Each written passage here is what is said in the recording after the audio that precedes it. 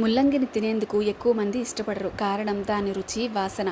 పోషకాహార నిపుణులు మాత్రం ముల్లంగి తినకపోతే మనకే నష్టమని చెబుతున్నారు. ముల్లంగి తినడం వల్ల పచ్చకామెర్లు వచ్చే అవకాశం చాలా వరకు తగ్గుతుంది.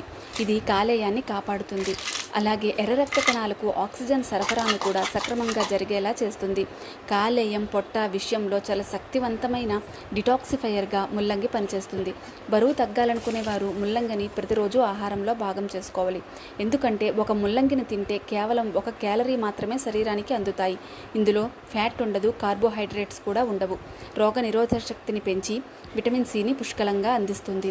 చర్మ సౌందర్యాన్ని పెంచడానికి కూడా ముల్లంగి చాలా సహకరిస్తుంది. ముఖంపై మొటిమలు, దద్దుర్లు ఉన్నవారు ముల్లంగిని ప్రతిరోజు తింటే చర్మం మృదువుగా మారుతుంది. ముల్లంగిలో ఉండే యాంథోసైనిన్స్ గుండెకు రక్త ప్రసరణ సక్రమంగా జరిగేలా చూస్తాయి, జీర్ణక్రియను మెరుగుపరుస్తాయి. ఇక్కడ చెప్పినట్టు ముల్లంగి